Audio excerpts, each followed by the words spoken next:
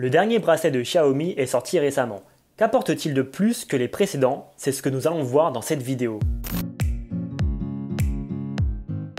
Salut, j'espère que tu vas bien. Aujourd'hui, je vais te donner mon avis sur le Mi Band 5 de Xiaomi basé sur le sport et la santé. J'ai en ma possession la version chinoise et à l'heure où je publie la vidéo, la traduction française n'est toujours pas disponible. On reçoit donc le bracelet en chinois qu'on peut basculer en anglais dans les réglages de l'application Mi Fit. Le bracelet possède un écran de 1,1 pouce d'une définition de 126 x 194 et d'une résolution de 291 pixels par pouce. Il intègre du Bluetooth 5.0, divers capteurs et une batterie de 125 mAh. Le tout dans un boîtier un chouïa plus épais que l'ancien modèle. Il est fourni avec un bracelet en silicone noir qui semble solide et de bonne qualité. Le tout est water résistant jusqu'à 50 mètres. Néanmoins, gros point négatif, lorsque le bracelet est mouillé ou sous l'eau, le tactile devient alors très sensible et le bracelet s'emballe tout seul. Ce nouveau modèle permettra de consulter la météo,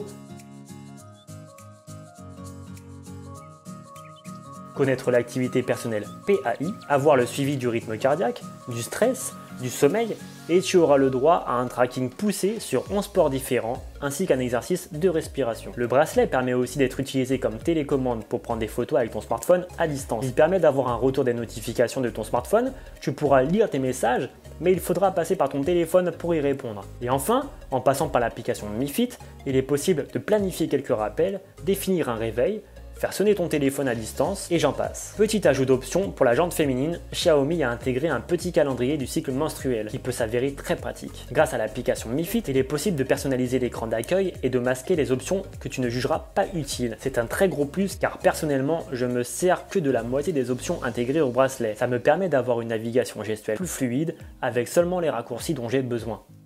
Toutes les données capturées par le bracelet sont synchronisées sur l'application Mi Fit de ton téléphone. Il faut donc être connecté en Bluetooth à ton smartphone pour que la synchronisation se fasse correctement. Le Mi Band possède une petite mémoire de 512 kilo. Il peut donc stocker des informations lorsqu'il n'est pas connecté au smartphone. C'est mon cas par exemple lorsque je dors et que je mets mon téléphone en mode avion. La synchronisation des données de mon smartphone se fait le matin lorsque je réactive mon smartphone. Les valeurs relevées par le bracelet sont-elles fiables? Au niveau du rythme cardiaque, si on compare le bracelet à une machine de cardio qu'on retrouve dans les salles de sport, les résultats sont plutôt cohérents. Les données sur le stress, qui est difficile à mesurer car souvent lié à un ressenti, me semblent peu fiables par rapport au stress que j'ai pu ressentir ces dernières heures. Pour le sommeil, c'est assez aléatoire. Ce n'est pas forcément précis, mais les valeurs globales me semblent quand même correctes.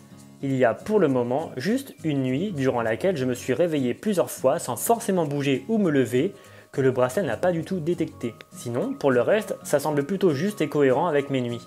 Pour le PAI, la valeur obtenue s'appuie sur l'activité et la fréquence cardiaque. Une valeur égale ou supérieure à 100 permettrait d'avoir une plus longue longévité et une meilleure santé. La valeur s'actualise d'heure en heure et est calculée sur une semaine glissante. C'est donc un très bon moyen pour se motiver à faire du sport, mais ne reflète pas forcément la longévité et la santé. Au niveau de la batterie, Xiaomi annonce 15 jours d'autonomie avec une utilisation moyenne, c'est-à-dire un relevé de rythme cardiaque une fois toutes les 30 minutes, quelques activités sportives et une centaine d'allumages d'écran par jour.